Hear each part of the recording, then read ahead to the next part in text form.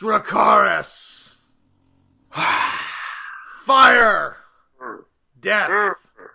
Destruction. All that and more on tonight's Geek Dad Reports review of Episode 5 of Season 8, The Bells.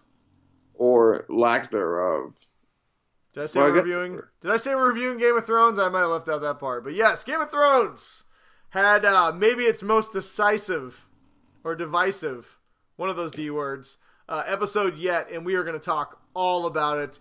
The internet, much like King's Landing, is completely on fire, and we have a lot of things to talk about tonight. So, this is your one warning, full spoilers. We are going to be diving into every single thing that we can think about for episode 5, The Bells. Well, not just what we can think about, but what we actually just want to talk about. Let's use the word everybody else use. The penultimate episode of Game of Thrones tonight. We're going to be talking all about it. So, if you have not seen this, I don't know how you haven't already had it spoiled, but this is our one spoiler. So, holy crap, Ryan, what an episode. Before we get into why everyone's all mad and what we thought about it, I just want to, just overall opinion, this is one of the most intense episodes of any television show I've ever seen. I would say it is probably one of my top 3 Game of Thrones episodes. Oh yeah, dude, it's Mount Rushmore. And easily probably like within my top 5. Yeah, I was honestly trying to think of an episode that I watched.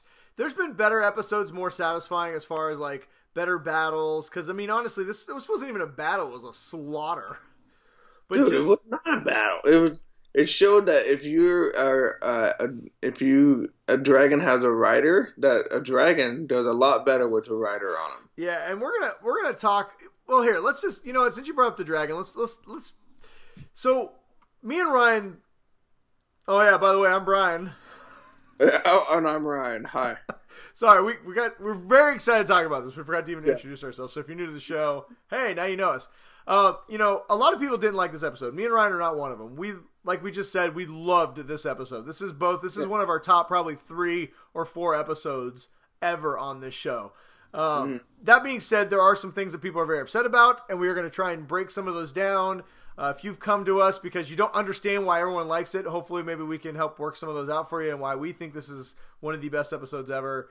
But to your point, the dragon. We finally got to see what a skilled dragon rider on a massive, fully grown dragon can do, and it was incredible.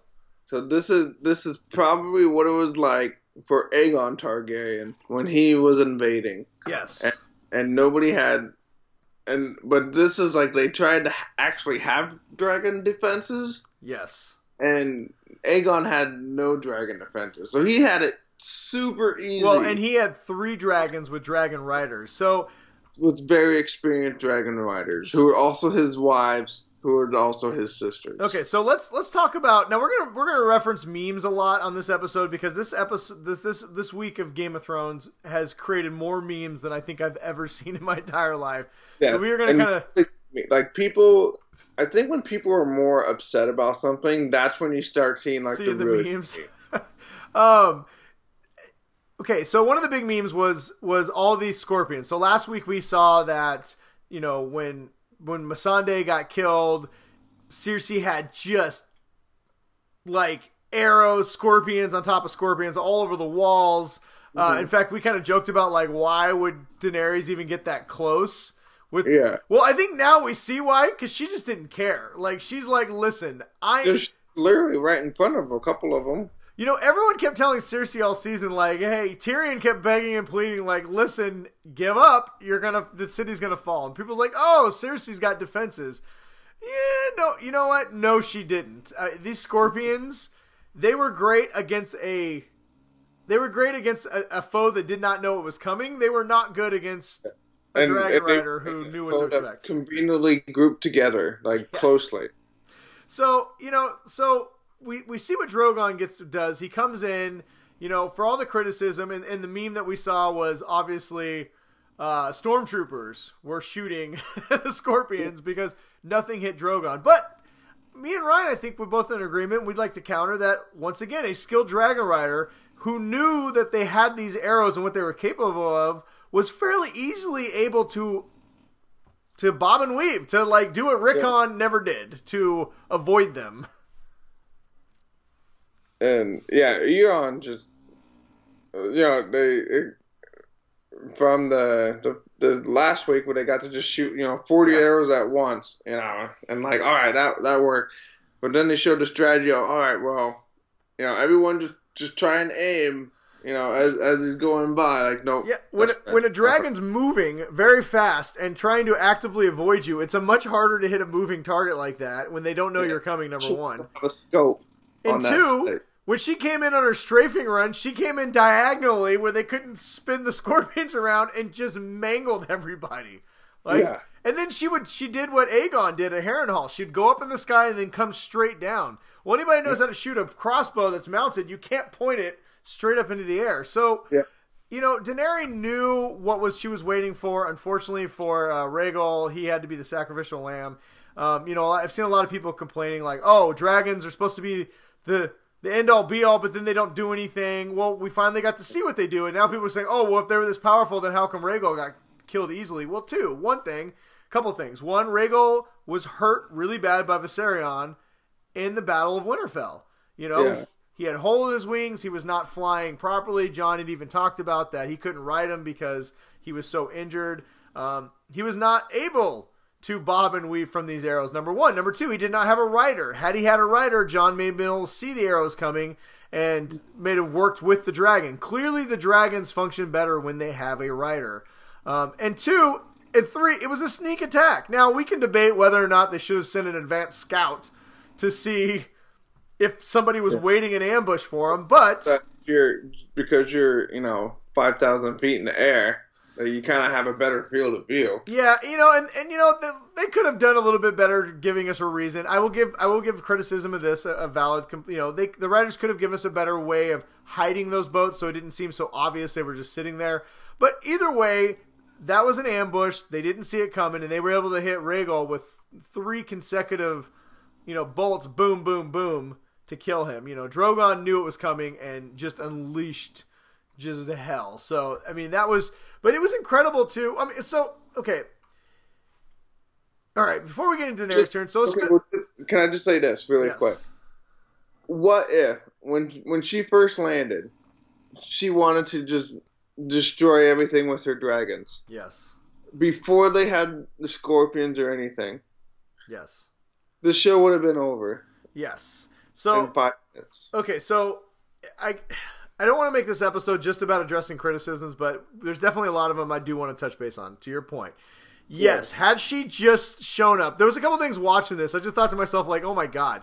Now keep this in mind when we get to Dany, but think of the mental state of Dany. Everything that she's lost, everything she's been through since she got to Westeros, all she wanted to do was take her dragons and go right to King's Landing and just end this. And now we see what would have happened. Cersei would have been dead in a matter of minutes, and everybody would still be alive. But even before Daenerys does what she does, a lot of people get killed. And I think we now finally see why Tyrion was so adamant, and everybody was so adamant about not doing this, right? About trying to find a way around having to do just this. Because when you finally see how incredible the carnage is when a full-grown badass dragon decides to declare war on a city, it's not a pretty thing. It's death. It's terror. It is horror. And that is before Daenerys does what she does, which we're going to talk about here in a second. So, for anybody who wants to say the whole last season was wasted and Daenerys, they only did these things to get Daenerys to this point, I would disagree and say that I think, if anything, this reinforced why everyone who told her to show restraint was true. Because, yes, it cost her a lot to try and find a better way, because we now see what happens. Like, just death on an epic scale. This doesn't happen when she doesn't have advisors to hold her back.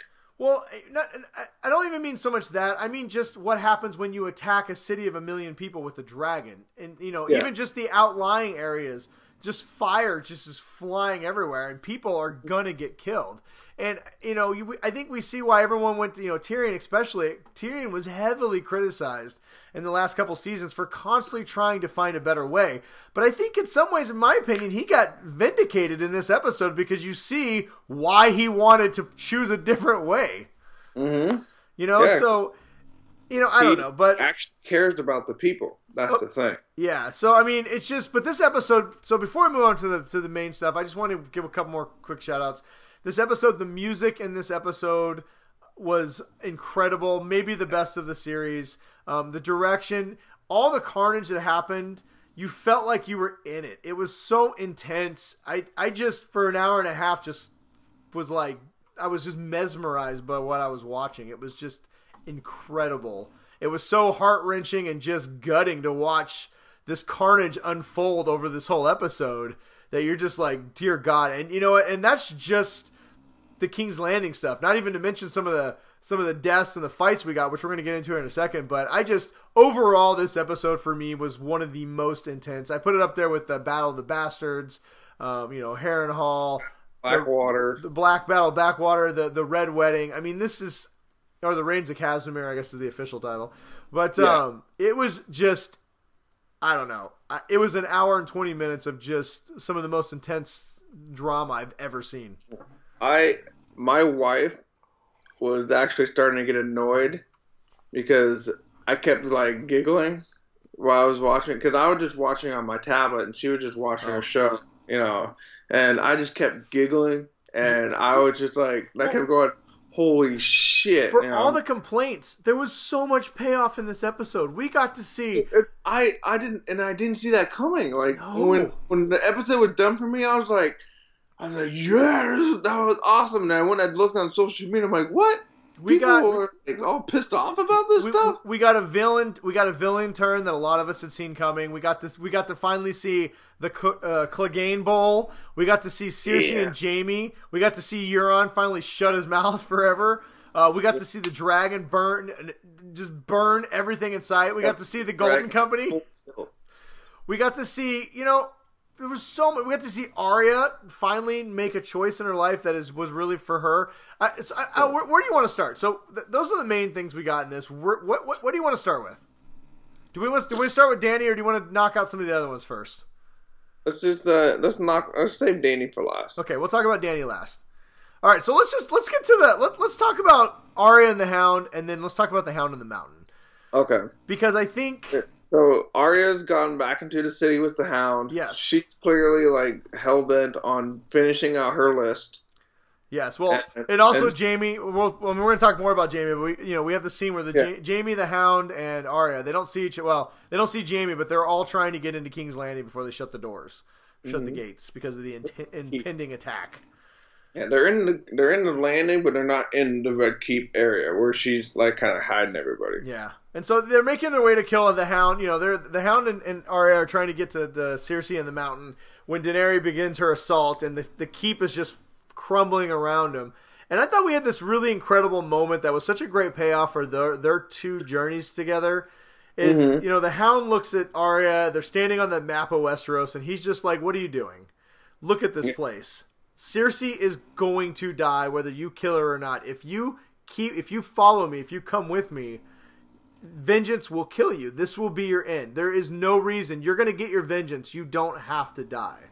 Yeah, and he said, this is what I've been doing my whole life. Yeah. Yeah, and this is not a life that, you want to live. Well, I mean, I think he basically, what's the whole thing? If you're gonna go on for quest for revenge, make sure you dig 2 graves, one for you and one for the person you're going after. And I think there's been this whole undertone of a fatherly figure for her. Her father died so young, and the Hound in a lot of ways became like a surrogate father to her. This was that final lesson. Like, this was finally like him, and not so many words, basically saying like, "I'm gonna die. I want you to live because it's important to me. You're the only good thing I've ever kind of done, and I want you to not be like me," right? Yeah. Which is the only thing a parent can ever really, you just want something better for your kids. And that to me was a real powerful, like, father-daughter moment with those two.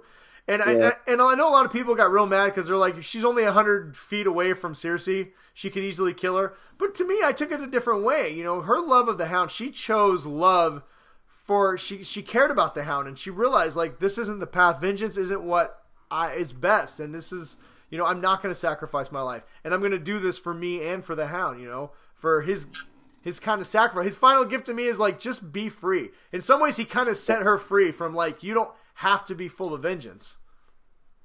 Yeah, and, you know, and if anything, it maybe sets her on a new path. No, I don't know. There was a pretty... So then we get this epic... So then we get this amazing... Arya ends up in the... She's like kind of our point of view character for the carnage that's just being unleashed in King's Landing. Yeah. I mean, it was a little ridiculous for her bouncing off, like, I don't know how many times somebody can get hit in the head and not die. She had rocks constantly crashing into her. A giant piece of stone. I mean, I've been whacked by, like, small stuff. Yeah. And I thought I was going to die.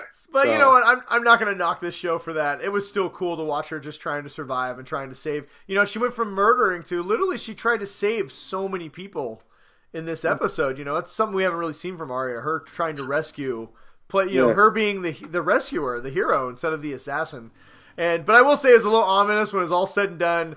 I don't care what anybody said. She had some cool, like, makeup. She had, like, this blood splatter across her face with just, like, ash. She looked pretty bad, honestly. There was a lot. Honestly, this was a very, like... This episode really had something to say about kind of war and just terror in general. You know, a lot of people compared it to 9/11, to the aftermath. Yeah. You see people with just ash and covered in blood and buildings falling all around them. You know, a lot of people have compared this to a kind of a Vietnam War with napalm and everything. Like, I mean, this was definitely like war is bad and horrific. And when you're in the ground, it sounds cool to be like, we're going to go take this town. But when you really see it, it's people raping and pillaging and just dying all around you and crying in terror. We've seen a lot of stuff from, like, the viewpoint of, like, the fighters and everything like that. You know, when they're fighting, like, the other guys and, you know, there's, like, all the stuff that's happening, like, in the background. Yeah. So it's nice to kind of see, like you said, and to see Arya's point of view of what's happening in the background with all the civilians and stuff that Tyrion had tried so desperately, tried to just save all those people. Yeah, and like I said, I thought this was a really good validation episode for Tyrion because you see why he didn't want Daenerys to go in there. It sounds, listen, it sounds cool, like, I got this dragon. You know, I got this nuclear bomb. It sounds great. And then you blow it up and you see how many just people are just They rung the bells and his hope got up ever so slightly. I don't know. My one big complaint with this episode is why did they call it the bells? This episode should have just been called DRACARYS. Yes. That would have been, I don't know, maybe has that been an episode title yet? I don't know. It should have been DRACARYS again. I don't care. But, you know, I mean, the bells. Sequel. We'll talk about the bells when we get to Dany and what that kind of signified in this. But yeah, I mean, Tyrion just was adamant because, I mean, we see the carnage, we see the aftermath, so many just people. I mean, to your point, we saw Jon almost get suffocated. You saw the battles of you know, what it meant to be a soldier. And this show has always done a really good job. And I haven't read all the books, but apparently the books are very much anti-war. And you kind of get that a lot in the show too, is, you know, every time people glorify war or glorify being a knight or fighting, it always ends badly, right? The show is very much like, there's honor, but it's just death. It's blood and death. When you fight, people die. That's what happens in war. You know, so we got that really cool. Back into what we're going to start talking about Arya. Yeah, and so the Hound and here, real quick. So with Arya, the last, you know, I'd like to say she's on this new path, but the last image we get of Arya is covered in blood on a pale horse. Like, she is like, I have become death. Riding in on a pale horse.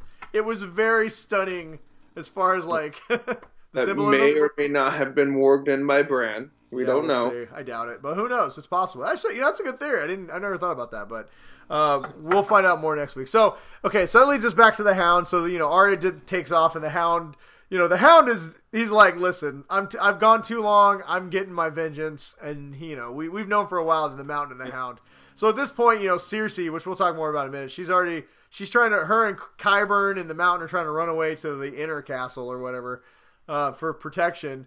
And they run into the Hound. And there's this epic, you know, I've heard people describe it as like a Zack Snyder-esque, you know, there's just a stairwell and the roof's been blown off and you see dragons flying by and just craziness.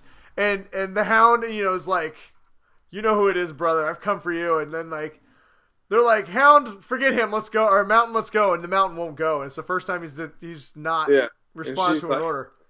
You gotta listen to me. And he's like, no. And then I like Qyburn's like, you'll do what you're told. And I love how the Mountain is the one that killed Qyburn. He crushes his head and just kills him right there on the spot. Yeah, just slams him right down. I mean, the Mountain is I think he is like the largest person like on the planet. Yeah, he's huge. Well, I do like the idea of basically Frankenstein killed his creator, right? I mean, that's yeah, that's true. I forgot about that. And then I love that we get, he takes his helmet off, and we finally, and through the course of the battle, he gets his armor cut off, and we get to actually see the zombie Mountain, and he's just as horrible as you would think. But I do like before the fight happens, and this has been a point where a lot of people have criticized. I didn't understand. The Hound was there for his brother. He could give a shit less about Cersei. But I like how Cersei's like, I'm just gonna go. I'll see you guys later. And she just kind of sneaks around both of them. Yeah, Sandor doesn't care about her. I know people are like, why didn't the Hound just kill her? And I'm like, because he doesn't care, but he's there for his brother. Yeah. No, not his plan. His plan was to go fight his brother. He didn't give and like shit he about told anything. Arya, Cersei's dead. He knows Cersei's gonna die. There's no way Cersei's getting out of this alive. Especially by herself. Dany is lighting everything on fire. There's no chance Dany gets out of this alive, and he knows it. And he knows he's not getting out alive, but he's got to fight his brother. And, it was like... It reminded me of like a Godzilla versus King Kong fight. Like, it was these giant beasts of people. It wasn't elegant. It wasn't... it wasn't well choreographed. It was just two dudes beating on each other. And mostly the Hound stabbing the shit out of the Mountain. And he won't die. He just won't die. I love the part when he stabs him like through the neck or whatever. And he's just like, he starts laughing because he's like, just fucking die. Yeah. Oh, yeah. Because the Hound, or the Mountain had picked him up and was doing Oh, dude. Did you think you were going to get Did you think we were going to get the Oberyn thing again? Because my wife is like, she goes, not again. And I'm like... I thought it was a good teaser kind of, he's gonna get his head crushed, and stuff like that. Well then, I thought maybe he would live. Yeah, I knew the Hound was gonna die the moment he kept going up into this, the castle's just being blown up. And I love the moment when he's getting his eyes crushed and his head crushed in. He grabs his knife and stabs the Mountain through the head, which allows finally gets the he drops him, but the Mountain's still like pulling this knife out of his head, and then you think the Hound's blind, but you see he's still got one eye, and he opens it up, and he's just like, he finally is just like, die, you motherfucker, right? And I love the symbolism that he knew the only way he could kill his brother is in the fire, and he dives. It's what Oberyn said. The only way to take him down, you got to get him off his feet. Yep, and he just tackles him through a wall and they both die into a giant pit of fire, which is. It's so fitting and so George R. R. Martin. I don't even know what to say. And just that scene, where they're just falling off the thing, and it's just like, holy wow, they were really high up there. Well, my first thought is like, oh god, the Mountain better not live, and then they're like, oh no, he's gonna die because they're like, ah! They do a point to show how far they're tumbling. Yeah, it was a good 60-story drop. Oh, dude, at least into a giant inferno of napalm. Yeah. That was a Dragonfire napalm. So. Yeah, that was pretty just crazy. So all right, so I mean, we're talking about Cersei, so I guess that leads us to Cersei. Jaime and Tyrion. I guess we can't talk about Cersei without Jaime. So we get an incredible scene. I do like that Jaime left last week, and we just thought he'd end up at King's Landing. Oh no, he gets captured by Dany's forces, and they're holding them captive, and they're basically going to kill him. And so Tyrion. He knows that. Oh well, shit! Don't let me forget. We got to talk about Varys.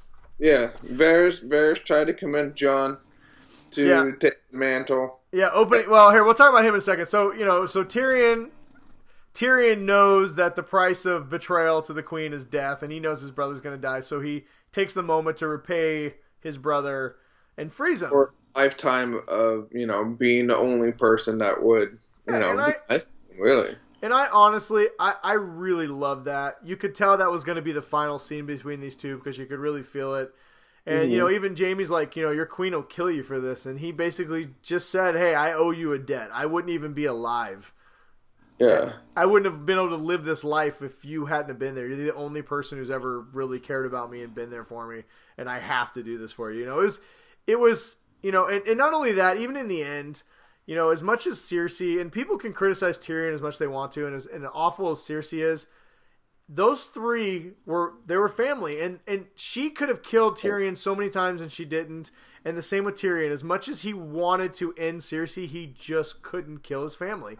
And he wanted Jaime to leave with Cersei because, they were family. And I felt that was true in the character, even though they've taken a lot of criticism for him being that way. He was really true to his character throughout this entire thing. The Lannisters, family first, always first. And they always did. And I know Tyrion killed his father, but he loved his brother, and in proxy loved his sister. And even though they hated each other in a lot of ways, they could not kill each other when it came time. Well, and Tyrion was, he was concerned for the baby, the unborn baby that. Yeah, he didn't want his last niece or nephew to be killed, and he wanted that opportunity for Jaime to try and get Cersei out of there. And also, he figured if Cersei left, once again, he could try and save as many people as he could. They could ring the bells, which would signal the surrender of King's Landing, and Dany wouldn't have to sack the city, right? So, so he releases them, and it was, like I said, it was to me, it was a good scene. We'll see how that pays out. There's no way Dany just lets that go unchecked this week, so we'll see what happens. But, so Jaime gets into King's Landing, and he roundabout way tries to get to Cersei, and before he gets to Cersei, he runs into good old Euron Greyjoy, who's a total douchebag. Old loudmouth. Who tried to shoot down a dragon again, and Drogon destroyed his entire fleet immediately. Yes. Which kind of concerned me that if the Greyjoy were able to have such a big naval fleet, how come they only had their tiny crappy islands? Yeah, I don't know. Because they're bad. Like what Jaime say, they're bad at everything. All they're good at is building boats. They suck at everything else. I will say it was a little convenient that Euron washed up on the same exact teeny tiny inlet that Jaime was trying to sneak into the castle on. But you know what? Those are one of those coincidences that I didn't care about because I enjoyed watching those two finally fight. And it was cool. I mean, Euron, I've never liked him as a character, but it was a particularly brutal fight. It was nice to see Jaime start using his actual hand as a weapon. We got this finally see that who's going to win the battle for Cersei. Yeah. And I do love that Euron's like, I've been boning your sister. And Jaime's like, I've had it with you. And they have it out. And, even though Jaime ultimately wins the fight, I mean, Euron stabs him. I mean, pretty much gets 2 kill shots in. Even if Jaime doesn't die later, he's probably going to die from those wounds. Yeah, that's why he said, I'm the man that killed Jaime Lannister. So here's a fun, I heard this in another podcast. Here's a little fun behind the scenes thing. So apparently the actor who played him, they were like, okay, and Jaime's going to stab you through the chest and you're going to die. And he says, nope, I won't die. And they're like, you got to die. And he's like, I'm not going to die. My character will not die on screen. And he's like, well, you have to pretend like you're going to die. He's like, nope. And so when they rolled it, he refused to pretend like he would die. So finally, they were like, well, what would you do? And so he yelled out, I'm the man who killed Jaime Lannister. And they liked it so much, they kept it. That's funny. I didn't know why would he be so concerned about dying on screen? I don't know. Because he believed to think, maybe he'll live or something. No, I think it was just he really liked the guy's character. He just thought that character was kind of crazy like that, and he just wouldn't just die. He'd say something stupid like that. But, hey, that guy, man, You're on... Well, I mean, think about it, too. It's actually kind of fitting for his character, because one of the first things he talked to Jaime is, remember when he talked about he watched Jaime cut through all the Island Ironers when they sieged Pike, and he thought how glorious it was. Yeah. So, I mean, he's kind of he wants what Jaime has. He's kind of idol worship Jaime from afar, and to him, being the guy who killed Jaime Lannister is, he wanted to be a legend, and he killed a dragon, and he killed Jaime Lannister. So the only person that killed a dragon and killed a Kingslayer. I don't really care. Euron, unfortunately, was a character that they just decided not to really develop that much, which is fine. I don't really care. I don't really need... There was not a maester around to write it down. Yeah, that's true. That's a good point. For all the people who we need more character development, I didn't need more Euron Greyjoy character development. I don't care. I'm ready to get to the end. Who said that they need more character development? This show is... That's all everybody's complaining about right now, is that these last 3 seasons we've had no character development. It's been moving too fast, and we needed just one more scene about somebody talking about something so we can understand. We're going to get to that in a minute. But so then we move on. We get, Jamie finally hooks up with Cersei, finds Cersei after she's, fled the Mountain and the Hound. And he says, we can escape through this passage. And they try, and they get to that place. They get to go down to the keep where all the dragon bones were, and the passage is blocked. And, there's been a lot made about this. Everything's crumbling apart. Yeah, and there's been a lot made about the fact that Cersei got too quick of a death. Now, I can understand people are been watching Game of Thrones and you've all turned into a bunch of sadistic psychopaths and you want to see her eaten alive by dogs like Ramsay did. But I will say that I really kind of enjoyed watching I like watching the visual, like all of Cersei's plots and schemes literally came tumbling down on her. Yeah. Like she kept trying to recount, like, oh, I still got this, I still got this backup, and I still got that backup, and then Pyburn kept telling her, like, no. First, we had to sit and watch her, and Lena Headey, I was shocked to hear that she has not won an Emmy yet for Game of Thrones because she's amazing. Like the acting she does with just her face while she's watching Dany just destroy her armies and defenses. You could just see it on her face, like she's finally coming to the realization that she's lost. And everything she did was for nothing. She should have listened to Tyrion. She should have listened to Jaime. She should have listened to everybody, but she didn't. And ultimately, all her own plans and her just the castle that she refused to leave and the power she refused to give up not only caused all the death of everyone she cared about, it eventually cost her own death. And I, to me, thought that was so powerful. Yes, Jaime was there for her in the end. So yes, they get to die together. But they came out of the womb together. They were always going to die together in this show. Well, and I'm sure some people are pissed about the prophecy that she was going to die, with the little brother with, hands around her neck or something like that. Well, he did. If you look, he had his arm around her neck, and it says the life will be strangled out of you. Well, guess what? When the rock landed on her head, it probably strangled the life out of her. I guess so. Honestly, this show, to be fair, I've heard that a lot too. This show never introduced the Valancourt. Ever. Not once. They introduced the first part of that prophecy, but they never talked about the second part. Yeah, that's true. So, if you want to hold the show, and I think that's the other problem is I think because there's no books, people are also expecting the showrunners to wrap up all the plot lines from the book. And they're not doing that. They're wrapping up the plot lines that they have on the show. Yeah, they can only do so much. I mean, at least Jaime got to die in the arms of the person that he loved, he told Bronn.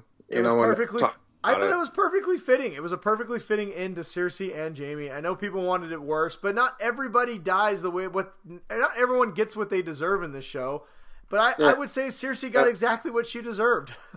Yeah, it's not everyone can be like the lady from Dorne that their daughter got poisoned and she had to watch her daughter rot away or something like that. Yeah, I mean, listen, the events were happening way too fast. Did I want to see her get eaten by a dragon? Yeah, sure. But then she wouldn't have got to die with Jaime, which was ultimately what was always going to happen. So, I mean, whatever. It's fine.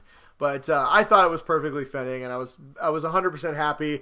I thought it was, Jaime made his choice. He left. He knew he was coming to die. And like you said, he wanted to die in the arms of the woman he loved, and that's what he did. Yeah, he got what he wanted. And for everybody who says that that makes his month with Brienne meaningless, I would disagree. I mean, Jaime tried to be a good person. He tried to try a new life. I believe he really did love Brienne, but I think once he was with Brienne, he knew that he could never let go of Cersei.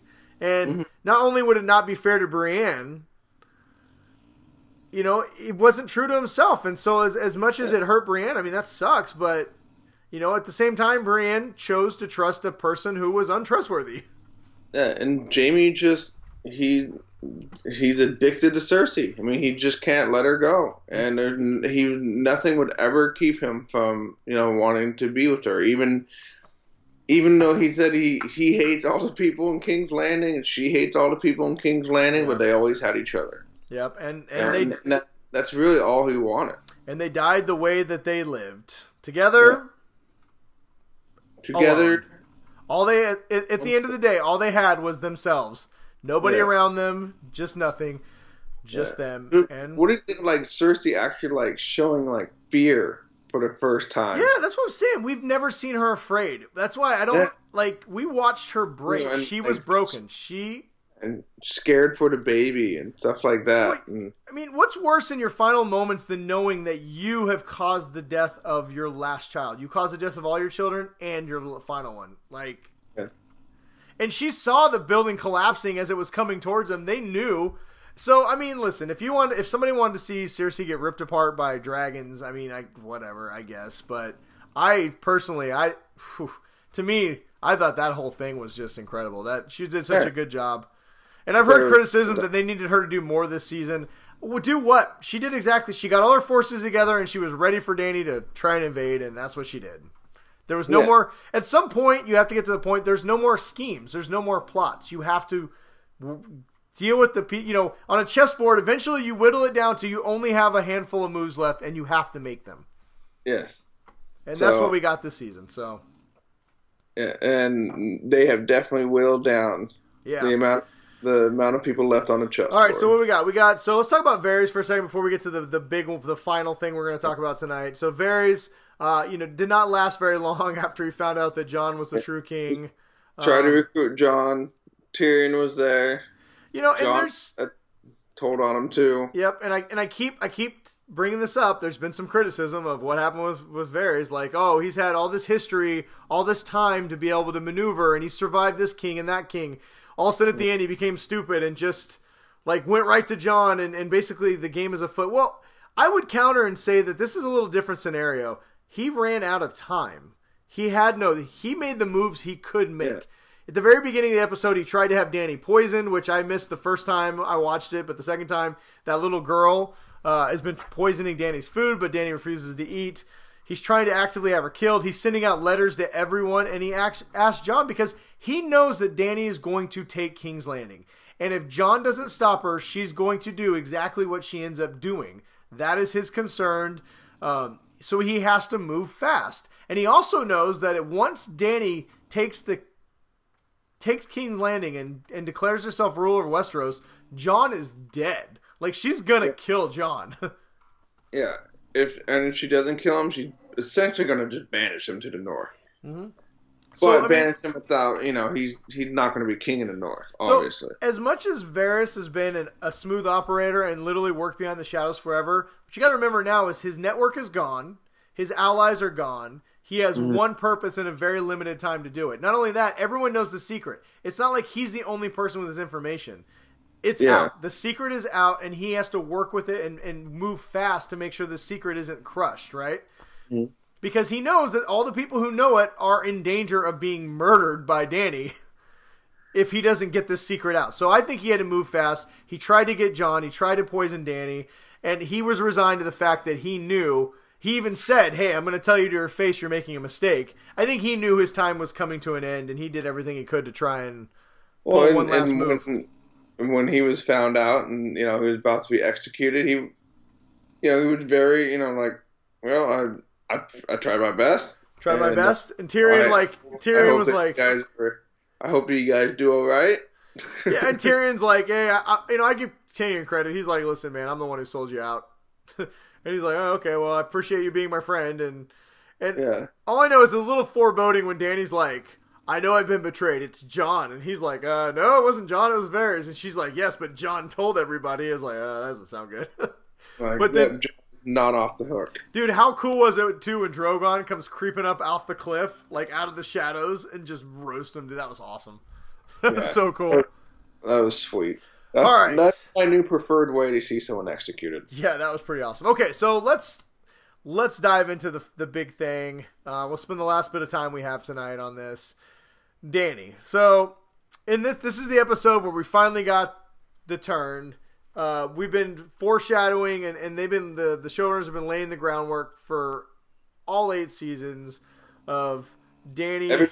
Everybody tried to keep the side of Dany from coming out. Yeah, the dragon queen, the mad queen, the queen of the ashes.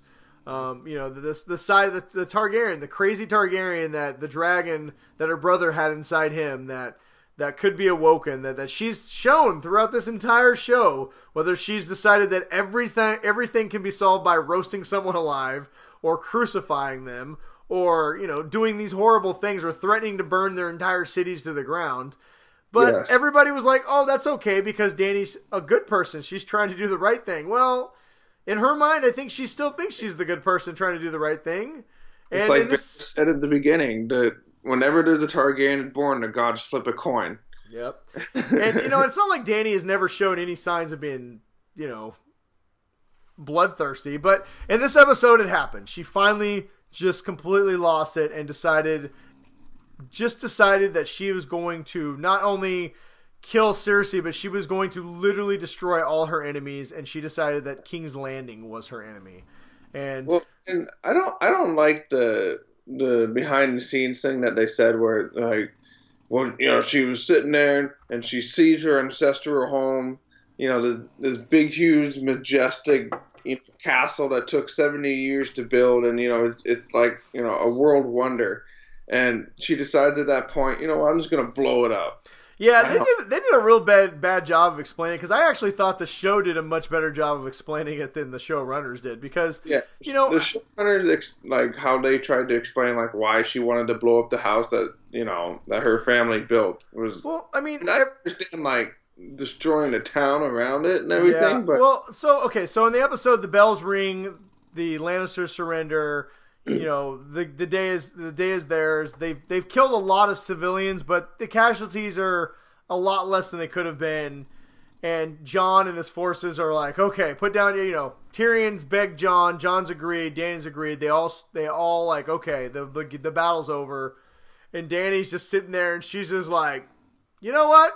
Fuck it. And she just starts roasting. At first, I thought she was going towards the keep, but then you pans out, and she's just roasting the city, and she's just killing everything. She's burning King's Landing to the ground. She's burning Lannisters. She's burning her own troops. She is burning everybody. And, a lot of people have criticized this as like, oh, they're just turning a female character evil just to do it, and there's no groundwork, and this is a terrible turn. And, and then there's the people who just say, well, the groundwork was laid out, but we would have liked to see more episodes of her falling into madness. And I'm like, I don't think that's true. I think we saw everything we needed to. So from the moment everything that she did over in Marine and Wessos was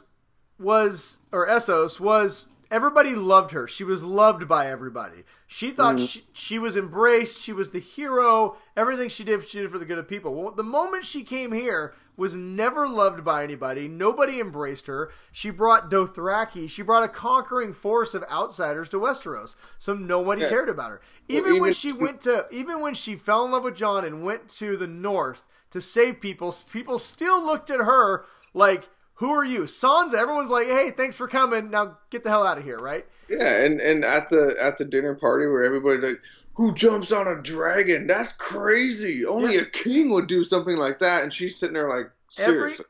Every move she made never worked out. She tried so hard to be loved by everybody, and nobody embraced her. And then she lost her best friend and advisor, and Jorah. And then Jon, and then she finds out that Jon is... Oh yeah, by the way, Jon is also... she's lost her claim to the throne because Jon has a better claim to the throne and everybody loves him. So she's lost the one thing that she came here to get. She lost her best advisor. Nobody loves her. And then in the next episode, she loses a dragon. She only has one dragon left, and she loses her best friend in Missandei. All the people who have advised her against going full dragon are now dead. She's lost everything that she cares about for people that don't love her and don't care about her. And earlier in the episode, you could tell it's taking her toll on her. People have criticized that they made her look mad. I thought they just made her look like a person who had lost so much, and it was just like, for why? For what reason have I lost all this? These people hate me. And that's what she says, so fear it is. Yeah, and then she tries her last ditch with Jon. Like, Jon, you got one more chance, Jon. She cares about Jon, but Jon cannot be with his aunt. He just cannot do it. He's sworn that I will save you, I will serve you, but she knows what this means, And I think for me personally, she's sitting there on top of it, like you said. Then she says, well, if it's not for love, then it'll be for fear.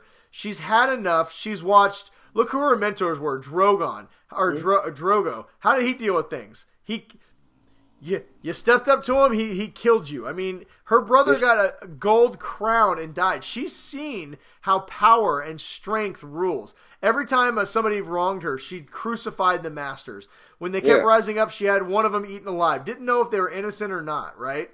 And so a lot of people are saying, well, she's gone out of her way to show that she would never hurt an innocent person, like she's tried to save. She locked her dragons up because they ate an innocent boy.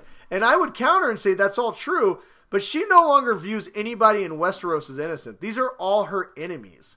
Nobody wants her here. Those people in Meereen wanted her. They wanted her to be the ruler. Her army is made up of outsiders. I mean, she doesn't even have like an army of her own that are, from Westeros. And I think, and if it were me, and Emilia Clarke did a great job acting, because you could see it on her face, even last episode when Missandei said DRACARYS and she walked away, you could just see it on her face, the anger and how mad she was.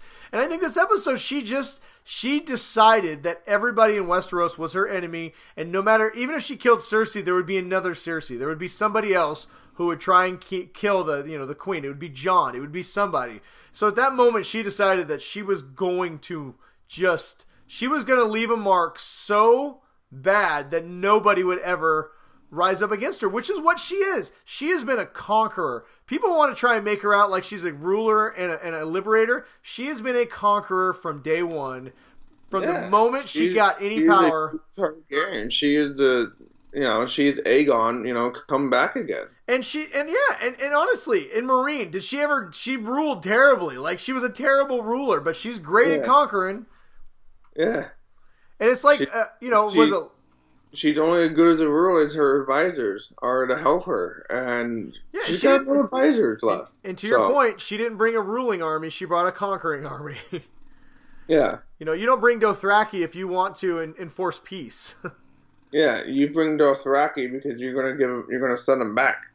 And what'd she do? How'd she get Dothraki? How'd she get the Dothraki? She burned all the rulers alive, right? I mean, so it's easy to say that everything Dany did before wasn't so bad because it was the people we didn't like, and now all of a sudden it's the innocent people saying, "Oh, well, this isn't true to character."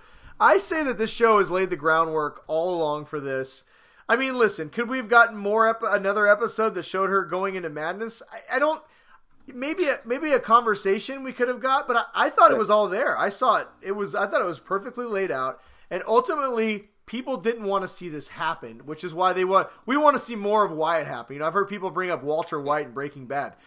That entire show was about him turning bad, like 6 seasons of one character turning bad. He turned bad the second that he was sitting in that chair, and the doctor told him he had cancer. Yeah, and so, everything else was just him becoming a worse person, not becoming bad, just becoming a badder person, right? I think it's also like what you were saying. Now, you binge watched every single episode, for 2 months before. So you had, the whole line, from start to finish, in a very fresh on your memory. So, and I think for a lot of us or for a lot of people that, they just watch one episode, they probably never watch, another episode again. It's been... Dude, go back to last season when Jon first shows up to Dany and pleads about the North, and she's like, "You've come to bend the knee," and he's like, "No, I haven't." She gives Tyrion a look like, "I'm going to burn him alive right now." I mean, she's not playing around. I mean, I think people have forgotten the nuances that this show has given us, and it's not just foreshadowing. There's been legit plot developments and groundwork laid in her character to get to this point. Be the social justice warrior that they want to be. So the hard part is, and I don't want to criticize. I mean, people feel the way they feel, and I get it. Especially when you love a character, you tend to turn a blind eye to the character's faults, and you only look at the best things about the character. But I mean, it was always there, and I'm sorry if Daenerys is your favorite character and you feel like they're trying to do something. I get that sometimes the showrunners are not always positive when it comes to women storylines. I mean, they definitely use rape. They've used rape way too much as a plot device in this show than they should. But other than that, I mean, they've developed some of the most badass, strong female characters I've ever seen in a show. And yes. And ultimately, the characters, the female characters in this show have always been better than the male characters. The male characters are idiots. The best male character we have is Jon and Tyrion. And Tyrion has been outsmarted the last 3 seasons, and Jon knows nothing ever. So yeah, and he just give us a sword and swing it around. I mean, who finished off the Night King? Arya. Yeah, I mean, Arya's been one of the best characters ever, and people were pissed that Arya killed the Night King, and I'm like, what is... People just... At some point, people just got to accept that you don't want to see this end and you're not happy about it. So, I don't know. I'm not going to speak for everybody else. People are entitled to think what they want to. I think signing petitions to get the showrunners fired and redone is dumb, and I think... I want to sign a petition to have everyone has signed a petition to punch in the... To say that Season 8 has ruined Game of Thrones, I think is just ludicrous. I think this has been a great season, and... It's been really good, and for everyone that said, George R. R. Martin, you need to save your series. No, he doesn't need to save his series. He can save his book series. He does not need to save HBO. And anybody who wants to say George R. R. Martin's going to save everything, just remember, this ending is based off George R. R. Martin's own notes for how he's planning on ending the series. Yes. So... It may not be 100% how he's gonna write it, but this is essentially this is his ending. This is his ending, and we're getting it. You know, I'm sure it'll be better in the books in some aspects that you'll get more like when Daenerys turns, because it's a point of view book. You're gonna get Daenerys' thoughts, so it's gonna make more sense than just watching somebody do it, right? But ultimately, I think this has been great. I'm really excited to see how next week ends. I think this show, as a guy who's just binge watched it, I think everything that's happened in Season 8 is true to character. Yes, there's been a few convenient plot points, and yes, there's been some speeding up of things. And yes, there's been some strategic battle blunders that we've seen, but that is also very consistent with the show. It's always been that way. I mean, Jaime Lannister walked into an ambush and got his entire forces killed by Robb Stark. It just didn't matter because we didn't see it happen. Mm-hmm. So, I mean, let's just be honest. The show is actually a very good show. It's just, unfortunately, a lot of our theories and things that we thought were going to happen are not happening. And this is a show that gave us the Red Wedding. So next week, expect everyone to die and the Night King to come back suddenly and be on the throne. And just deal with it. So, okay. So before we get out of here, we've talked about pretty much everything. Any final predictions you want to give?